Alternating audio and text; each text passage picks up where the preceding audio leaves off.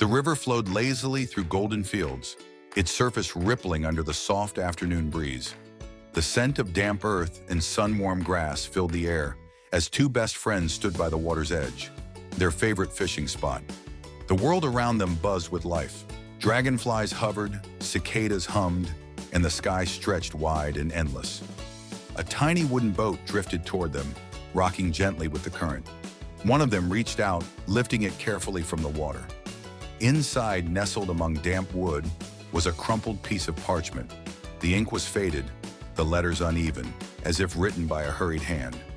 Follow the river, and you'll find the secret. A glance passed between them, half disbelief, half thrill. The river had never held secrets before. The next morning, with backpacks filled and hearts alight with curiosity, they set off along the winding banks. The world felt different today, as though the trees whispered and the breeze carried secrets meant only for them. They crossed an old wooden bridge, its planks groaning under their steps. Below, the river gurgled, slipping between mossy rocks and tangled roots. Further ahead, they stepped into a clearing where fireflies floated in the dim morning haze, their soft glow turning the air into a living constellation. One of them whispered, "Magic." The other only nodded. The river curved sharply, and there it stood, a giant oak, its roots gripping the land like ancient fingers. Carved into its bark were three simple words, "Almost there." Beyond the tree, the river widened into a hidden cove, untouched and silent, as if time had forgotten it. The water shimmered like liquid gold beneath the evening sun. There, half buried in the soft sand, rested an old wooden chest.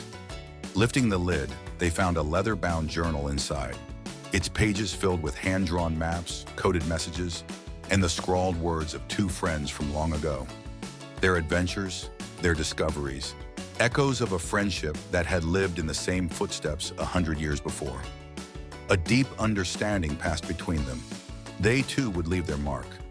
As the sky faded into twilight, they carved their own message into the oak's sturdy trunk. We were here, best friends forever. Sitting by the river, their feet dipped in the cool water, one turned to the other. Even when we grow up, we'll come back, right? The answer came without hesitation. Always.